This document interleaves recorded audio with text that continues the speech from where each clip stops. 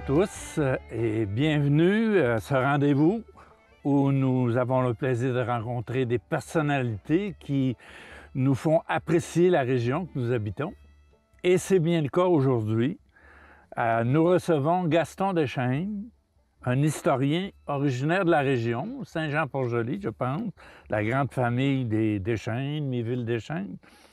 Un des rares historiens de la Côte-Sud aussi. En plus d'être l'historien reconnu de l'Assemblée nationale, c'est peut-être pas exactement le terme technique, mais ça revient à ça. Alors, Monsieur Deschênes, je vous remercie beaucoup de vous être déplacé de Québec jusqu'ici pour venir parler aux gens de la région, pas à moi particulièrement, quoique j'ai beaucoup de plaisir à vous entendre. Alors, on va commencer peut-être par vous demander quel est votre lien avec Saint-Jean-Port-Joli. Saint-Jean-Port-Joli, par ma mère, l'ancêtre Caron était le premier habitant de Saint-Jean-Port-Joli, à Trois-Saumons, en 1680. Alors, ça fait un lien assez fort. Les Deschênes, eux autres, sont arrivés un petit peu plus tard parce qu'ils sont d'abord établis à Rivière-Ouelle.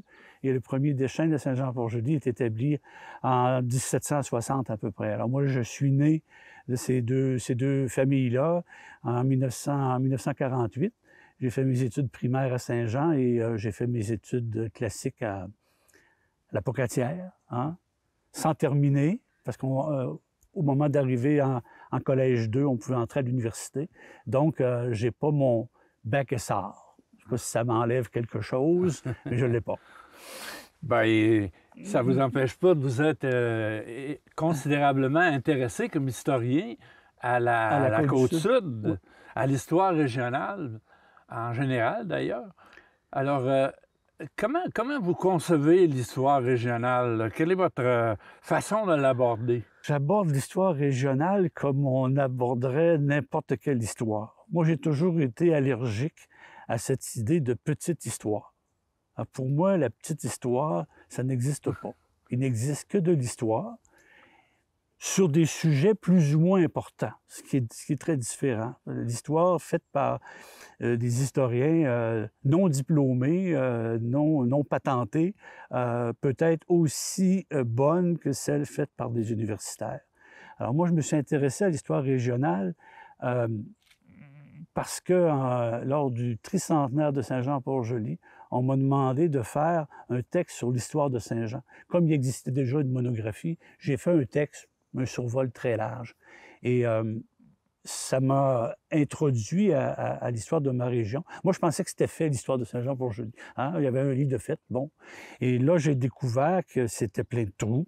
Et surtout, ce qui a déterminé pas mal les années suivantes, c'est que j'ai constaté que sur la conquête, il n'y avait rien, ou à peu près rien. C'était pourtant un événement important. Déjà, Garneau, en 1850, disait qu'on avait brûlé de Kamouraska à Berthier, donc Saint-Jean-Port-Joli était passé. Puis dans les monographies de Saint-Roch, de Lillet, de Saint-Jean-Port-Joli, il y avait à peu près rien. Et c'est ça qui m'a vraiment ancré dans l'histoire régionale de la Côte-du-Sud. Ouais, c'est avec l'année des Anglais, votre fameux livre, qui fait même 2 éditions. 4. Vous avez 4 éditions 4 maintenant. éditions, oui. Que vous vous êtes fait remarquer particulièrement, mais qu'est-ce que représente pour la région, mais aussi pour tout le Québec, cette fameuse année des Anglais? Ah, mon Dieu! Certains vous diront qu'on a seulement changé de roi, puis ça n'a pas changé grand-chose, qu'on a eu des grands bénéfices. Pour moi, ça a été, pour nos ancêtres, ça a été une grande rupture dans leur développement, dans leur élan, là, dans la construction du pays, qu'on appelle le Québec aujourd'hui. C'est sûr que les gens, à l'époque, ils se sont refaits. Ça a pris un bon nombre d'années. Et c'est qu'on voit, c'est que les effets sur la culture ne se sont pas manifestés immédiatement. Parce que si vous placez en 1763, 60-63, il n'y a pas de masse média, le gouvernement intervient à peu près pas. Les habitants, ils travaillent sur leur terre, puis ils vivent en autarcie. Alors, l'anglais-français, ça les dérange pas trop. Les institutions culturelles, ça n'existe pas, ça les dérange pas trop. Ils ont leur curé, ils ont leur religion, puis la culture, la vie est belle. C'est seulement quand le Parlement arrive, en Mais 1792, il que reste, là, ça paraît. il reste que toute cette histoire de Wolfe avec son armée qui brûle, qui Ouais, incendie, qui démolit tout sur la côte sud. ouais. Ça a quand même laissé des traces, là. C'est pas banal, là. C'est une barbarie assez exceptionnelle. C'est très difficile, surtout dans notre région ici, de voir comment les gens se sont sentis dans les 10 ou 15 années suivantes, parce qu'on n'a à peu près aucun témoignage. C'est sûr qu'on peut déduire qu'ils ont gardé une rancune, que, évidemment, la guerre, c'est la guerre, là, ça donne des coups de part et d'autre. Mais ici, la Côte-du-Sud, ça a été vraiment un drame terrible. On a brûlé à peu près toutes les maisons entre Kamouraska et Cap-Saint-Ignace, et l'autre équipe de soldats a brûlé tout Montmagny. Quel ressentiment les gens ont gardé à l'égard des Anglais, c'est très difficile à dire. C'est très difficile à dire. Moi, ma mère disait parfois, après un fait de repas, elle disait, en voilà un autre que les Anglais n'auront pas. Alors, je ne sais pas où ça remontait, cette affaire-là, mais il paraît que c'était peut-être d'origine française, peut-être pas d'origine d'ici, mais ça témoigne peut-être d'un sentiment qu'on a à l'égard des anglophones. Et ici, dans la région, des anglophones, on n'en avait pas, ou à peu près pas. C'était une rareté. Et de telle sorte que les frictions avec les anglophones ont été beaucoup moins importantes, moins courantes, je crois.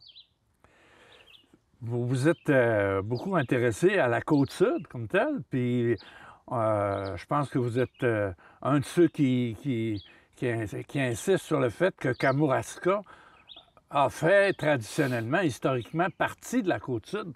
C'est seulement depuis une cinquantaine d'années Kamouraska est rattaché à la région administrative du Bas-Saint-Laurent. Ouais. Donc, quand on parle de la Côte-Sud, on englobe le Kamouraska pour vous. Ouais, Qu'est-ce que représente cette région-là? Bien, le Kamouraska, c'est une région très importante au point de vue agricole, au point de vue social, au point de vue culturel aussi. On a vu naître dans le Kamouraska, soit à Kamouraska, à Rivière-Ouelle, à la Pocatière, beaucoup d'auteurs. Beaucoup d'auteurs importants qui sont nés dans cette région-là. Et j'ai comme l'impression que les gens du Bas-Saint-Laurent sont bien contents de les avoir dans leur camp plutôt qu'à côté. Non, sérieusement, moi, l'histoire de la partition, j'appelle ça la partition de la Côte-du-Sud, mes amis qui parlaient de la partition comme la Pologne. La partition de la Côte-du-Sud, ça a été un thème de mes écrits pendant plusieurs années. J'ai combattu ça. Ce qui est bête, là, c'est que la Côte-du-Sud, au 19e siècle, c'était une région et avant, c'était une région bien déterminée. C'était le bout du pays, hein? En bas, il n'y avait rien. Alors, c'était le bout du pays, c'était une région très importante. Au 19e siècle, ça a commencé à changer avec le développement du Bas-Saint-Laurent. On a arrêté un peu de parler de Côte-du-Sud autour de 1900. On parlait du Bas-de-Québec. Tout le Bas-de-Québec, c'était toute la même. Pour les Montréalais, toute la Gaspésie, puis bon. Et dans les années 50, début 60, il y a eu un renouveau. Il y a eu un renouveau d'intérêt pour la Côte-du-Sud, pour cette identification de la Côte-du-Sud, à la fois chez des gens comme les historiens à la Société d'histoire, mais aussi dans le monde des affaires. Il s'était créé comme une espèce de communauté. Et là, tout à coup, 1965-66, on décide de créer des régions administratives. Et c'est la première fois qu'on définissait des régions administratives. Et là, on décide que la barre, ça va être entre Saint-Roch et Sainte-Anne, que le Kamouraska. Pourquoi? Il y a plusieurs raisons. Là. Moi, la plus pragmatique qu'on m'a donnée, c'est que les gens du Kamouraska préféraient être avec le Bas-Saint-Laurent pour avoir accès au programme d'aide du gouvernement fédéral. Je ne sais pas si vous êtes d'accord avec ça. Je ne vous le demande pas si vous êtes d'accord avec moi, mais c'est une des raisons. C'est vrai que le pays, là, ici, est un peu différent. Quand vous passez Rivière-Ouelle, ça commence à sentir la mer. L'eau est salée. Il y a une petite différence, là, mais le monde, c'est le même monde. Hein? Toute la construction de la population de la région de la Côte-du-Sud, c'est les mêmes populations, les mêmes souches de population entre Lillette et Kamouraska, entre Saint-Roch et Sainte-Anne. C'est la même souche. Moi, je me suis dit, à l'époque, pourquoi est-ce qu'on a découpé... Région administrative, je comprends ça. Mais pourquoi ensuite on a découpé les ATR, les régions touristiques, sur cette base-là? Ça, région touristique, ça ne marche pas, là. Parce que il y a eu une partition aussi du côté ouest. C'est-à-dire qu'on a intégré la Côte-du-Sud à Chaudière-Appalaches. C'est ça. On a... Chaudière-Appalaches, là, c'est une espèce de pot pourri qu'on a construit parce que ça restait là. Hein? Et la Beauce, c'était trop petit pour faire une région administrative, la Côte-du-Sud aussi, le Thetford Mines aussi. Alors, on a dit, on va tout mettre ça ensemble. Et on va faire une région administrative avec ça. Moi, région administrative, j'ai rien contre. C'est de l'administration. C'est comme les départements français. Mais une région touristique, je regrette. Mais le Kamouraska, puis la région de Saint-Jean-Port-Joli, c'est un monde différent, pas ni mieux ni pire, là, mais différent de ce qu'on trouve en Beauce. Et Chaudière-Appalaches, encore là, je suis bien désolé, mais si vous entendez Chaudière-Appalaches, vous pensez à Beauce puis l'arrière-pays. Toute la région ici du bas du fleuve, du bord du fleuve, pardon, où est le plus gros du tourisme. Hein, c'est vrai, le tourisme est ici, là. Il y en a un peu dans le sud, mais beaucoup moins. Et tout ça est disparu avec le nom Chaudière-Appalaches. Alors ça, moi, je n'ai pas digéré. J'ai eu des chicanes mémorables avec Madame, je ne me rappelle plus son nom, là, je l'ai oublié, qui était présidente de l'ATR à l'époque. Elle m'a dit que c'est des vieilles rengaines. J'ai dit, écoutez, moi, je suis historien. Les vieilles rengaines, ça ne me dérange pas, ça ne m'insulte pas. Mais d'ailleurs, vous avez aussi... On parlait tantôt là, du souvenir, peut-être, de la rancœur que les gens de la Côte-Sud pouvaient avoir gardé de tout le massacre que Wolfe a opéré. Mais est-ce qu'on ne retrouve pas ça dans les études que vous faites actuellement sur la participation des gens de la Côte-Sud à la guerre d'indépendance américaine? Ouais. Ensuite aussi, vous avez fait toute une étude sur la participation de la Côte-Sud au mouvement des Patriotes. Ouais. Parlez-nous-en un peu, voir. Oui, bien, je dirais que l'ouvrage qui s'en vient, là, sur la participation de la Côte-du-Sud à l'invasion, on appelle l'invasion, mais disons l'intervention américaine ici, là, en 1775, là, on voit que toute la population ici, majoritairement, la population était du côté des Américains. Majoritairement. C'est très clair, la sympathie. Quand il a été question, on a senti que les Américains allaient intervenir à Québec. Je les appelle les Américains, mais disons les Bostonnais, comme on disait à l'époque, allaient intervenir à Québec. Ici, les seigneurs de la région de Lévis ont essayé de mobiliser du monde.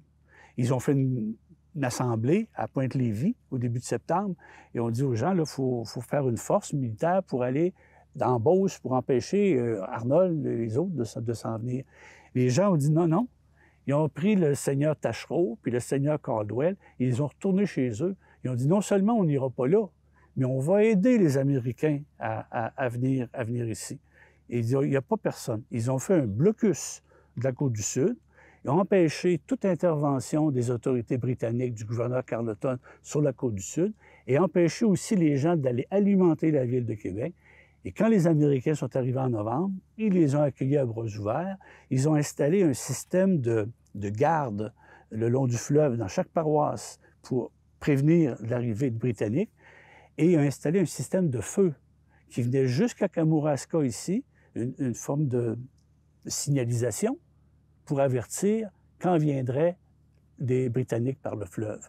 Et pendant tout l'hiver, donc de novembre, l'arrivée des Bostonnais en novembre 75 jusqu'à leur départ, leur déroute, si on veut, en mai 76, toute la Côte-du-Sud et surtout la région ouest, là, à partir de Montmagny jusqu'à Bellechasse, toute la Côte-du-Sud a contribué de différentes façons à aider. Ils ont recruté des gens pour s'engager. Ils ont renommé des capitaines et des officiers de milice. Ils ont dit aux officiers de milice nommés par le gouverneur l'année précédente, « Donnez-nous vos commissions, là, votre papier, on va le brûler, et puis on va en élire d'autres. » Ils ont élu des officiers de milice dans je dirais, 90 des paroisses. Évidemment, ils n'ont pas été très nombreux à prendre les armes. Mais là, il faut comprendre. Ils avaient fait prêter un serment en 60 de fidélité à la couronne, un peu forcé. Ils avaient été désarmés en 1760. On n'a peut-être pas tout ramassé les armes, là. Il a dû en rester pas mal, mais en tout cas, désarmés. Ils ont eu une énorme pression de la part de l'évêque, Monseigneur Briand, qui a fait un mandement à l'été 75 pour leur dire « Les Anglais ont été tellement généreux avec nous, avec l'Acte de Québec. Ils nous ont donné le droit civil français. Ils nous ont donné le droit de pratiquer la religion. Puis en plus, vous avez votre religion qui vous oblige à soutenir le gouvernement. » Donc, avant qu'un gars décide de s'embaucher, hein, d'abord, tout le monde n'est pas mûr pour porter les armes, là, on s'entend. Et avant qu'il ait franchi tous les petits obstacles que je viens de mentionner, mais on a quand même recruté à peu près une centaine de personnes, ce qui représente à peu près le tiers de tous les soldats qu'on a embauchés dans toute la province de Québec de l'époque. Quand même une part importante. On avait ici les deux principaux recruteurs quasiment de la province, qui étaient Pierre Ayotte de Kamouraska et Clément Gosselin de l'Apocatière. Ils étaient très, très bien mobilisés. Et même après, quand les Américains ont sont partis chez eux, certains les ont suivis. Gosselin est allé finir la guerre d'indépendance aux États-Unis. Et en étudiant Gosselin, que je ne savais pas, moi je connaissais Gosselin un peu, mais là j'ai découvert que entre 15 et 20 autres gars de la Côte-du-Sud, ici, sont allés avec lui, le rejoindre, et ont fait la guerre d'indépendance avec les Américains. Certains sont revenus, d'autres sont jamais revenus. Et c'est très intéressant, mais surtout que c'est quelque chose qu'on a un peu glissé sous la table. Hein. Mais en fait, les gens, ils appuyaient l'indépendance américaine. Oui. Quoi. Ils appuyaient le rejet de la monarchie des Britanniques. L'indépendance américaine, mais aussi leur indépendance ici. De lutter pour leur propre indépendance. Parce que dans l'engagement de quelques-uns de ces gars-là, c'est indiqué la durée de leur engagement. Alors, souvent, c'est marqué pour 1 an, pour 2 ans ou pour toute la guerre, all the war. Et il y en a certains, c'est marqué jusqu'au départ des Britanniques. Ah, mon Dieu! Hein? Ça, c'est de l'engagement, ça. Jusqu'au départ des Britanniques. Ils n'ont pas réussi, mais c'est ce que vous voulez. D'ailleurs, ça ne s'est pas démenti parce que vous avez aussi retrouvé le même enthousiasme à l'époque du mouvement des Patriotes en 1837. Le mouvement des Patriotes, c'est un peu moins évident. Puis, on parle pas souvent dans l'histoire des Patriotes. On parlait peu souvent dans l'histoire des Patriotes de l'action ici. Le principal animateur, si on veut, c'était Augustin Norbert-Morin. Il était de la région de Bellechasse, mais il demeurait à Québec et il n'était pas très impliqué. Puis c'était pas vraiment un chef,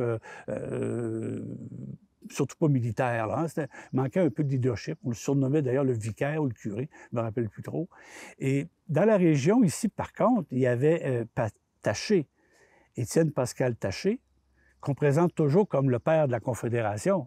Mais en 1837, c'était le principal organisateur des Patriotes ici, en 1837. Et il y avait des appuis moins nombreux que dans certaines autres régions, mais quand même, on a fait des assemblées en faveur des 92 résolutions. On a fait des assemblées contre les résolutions Russell. On a fait les mêmes actes qui ont été faits ailleurs. Mais Papineau est venu, je pense, à la Pocatière. Oui. A fait un discours à la Pocatière. Oui, il est d'abord venu à Montmagny en juin 1937. Il y a eu une immense assemblée des comtés de Montmagny-Lillet, en même Bellechasse-Lillet, par exemple. Montmagny n'existait pas. Puis après l'assemblée, il s'est revenu ici à la Pocatière, au collège. Il est passé au collège. On a même donné congé aux élèves cette journée-là, puis on a tiré du canon pour signer son départ. Mais quand il est arrivé à Kamouraska, là, il s'est heurté aux Dionne et aux Casgrain, qui lui ont dit, et à son groupe, là, peut-être que si vous parlez ici, là, vous allez être moins bien reçu. Et effectivement, il n'a pas parlé, il n'y a pas eu d'assemblée, puis il est traversé à Baie-Saint-Paul. Alors, il y avait une division dans la région ici, assez marquée à l'époque des Patriotes. Je m'en voudrais de ne pas vous faire parler un peu aussi de votre autre métier, qui est d'être l'historien un peu en charge à l'Assemblée nationale et tout le travail que vous faites pour maintenir l'histoire, le patrimoine qui tourne autour de l'Assemblée nationale. Expliquez-nous un peu le rôle que vous jouez dans cette Bien là, faut parler à l'imparfait. Il faut parler à l'imparfait parce que j'ai quitté depuis déjà plusieurs années. Mais j'ai été là pendant 30 ans. Il y a eu des gros changements qui ont été faits dans notre travail, notre connaissance de l'histoire du Parlement. Moi, quand je suis arrivé, par exemple, si on voulait avoir la biographie d'un député, il fallait courir dans différents documents. On a fait des répertoires de biographiques. On a créé des instruments de travail, bibliographie, chronologie, etc., pour aider à de la recherche. Puis il y avait très peu de gens qui s'intéressaient à l'histoire parlementaire. Les politicologues s'intéressaient aux élections.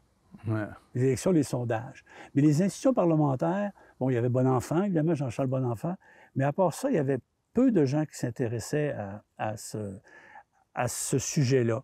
Et en même temps, que j'étais, moi, au service de recherche, on avait l'autre service à côté, où il y avait des historiens, des collègues, on fait la reconstitution des débats. C'est-à-dire qu'ils ont, à l'époque où il n'y avait pas de débats enregistrés et transcrits, on avait des journalistes qui faisaient de longs reportages. Alors, ils prenaient les reportages des journalistes et mettaient ça ensemble, essayaient de reconstituer avec le procès-verbal, on avait la structure, puis là, s'il y avait des reportages, on les insérait dans la structure pour essayer de créer des débats parlementaires. Alors, ça a duré plusieurs années, ce travail-là, et qui est très, très utile maintenant pour les historiens. Et juste un petit bémol, j'agaçais un peu mes collègues qui faisaient ça en leur rappelant qu'un jour, le député Chauveau, avant qu'il soit premier ministre du Québec, il a été député sous le Canada uni. Il a siégé à Montréal, entre autres. Et il faisait des discours et il travaillait aussi comme journaliste. Et parfois, il faisait le discours dans le journal après avoir fait son discours, évidemment après, mais lui-même l'écrivait après l'avoir prononcé. Et il a dit dans son journal, il dit les meilleurs bouts n'étaient pas prononcés en chambre. Autrement dit, utiliser les journalistes comme reportage des débats parlementaires, oui, mais bon, il faut prendre ça avec un grain de sel. C'est des moyens de l'époque aussi. Oui. Hein? Au bout de tout ça, comment est-ce que vous décririez l'identité de la Côte-Sud, et j'inclus Kamouraska, l'identité historique puis l'identité culturelle de cette région-là? Vous avez mentionné tout à l'heure que c'est une région où il y a eu beaucoup d'écrivains qui sont de grands commerçants, etc. Comment tout ça se combine dans votre tête? C'est difficile ce que vous me demandez là. Mais j'utiliserai les informations que j'ai réunies dans mon livre sur les origines littéraires de la Côte-du-Sud. Et c'est représentatif, je crois. Au 19e siècle, il y avait un mouvement littéraire au Québec qui consistait à rappeler les vieilles légendes, les contes, que les gens, la littérature orale, autrement dit, de mettre tout ça par écrit. C'est l'abbé Casgrain de Rivière-Ouelle qui était face à ça. C'est lui qui a créé ce mouvement-là, auquel beaucoup d'écrivains de la région ont participé, dans la région ici et à l'extérieur. Ça a été dominant dans l'histoire de la littérature, et ce mouvement-là vient d'ici. C'est le conte, c'est la légende, c'est l'histoire. Au début du 20e, il y a un autre mouvement littéraire qui s'est développé, ce sont les récits du terroir, avec Monseigneur Roy, l'abbé Roy, qui était originaire de Saint-Vallier ou de Berthier, je vais me tromper, là, de Berthier. Ce mouvement-là avait pour but de montrer la culture, la société, de mettre en valeur les récits reliés à l'agriculture, à la vie rurale traditionnelle. Moi, je pense que c'est pas pour rien que ces deux mouvements-là sont nés dans la région ici. Parce que c'est une vieille région agricole, c'est une des plus vieilles régions colonisées du Québec, hein, après l'île d'Orléans et la côte de Beaupré. Et même si les gens, peut-être qu'ils ne le ressentent pas, ils ne savent peut-être pas non plus, probablement presque tous, ces phénomènes-là, on ne peut pas faire autrement que pas le vivre, mais comment dire, que ça paraisse dans leur vie. Ben, moi, je viens du Lac-Saint-Jean, qui est une région jeune où il n'y a pas eu de bourgeoisie. Tout le monde est comme égaux, proche des premiers colonisateurs. Et quand je suis arrivé ici, dans cette région-ci, j'ai été frappé de voir qu'on sent que c'est une région où il y a eu une bourgeoisie, où il y a eu une culture à différents niveaux, puis où il y a une sorte de classe à respecter.